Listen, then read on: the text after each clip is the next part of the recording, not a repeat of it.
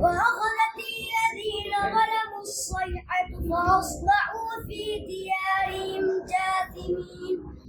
كأن لم يغنوا فيها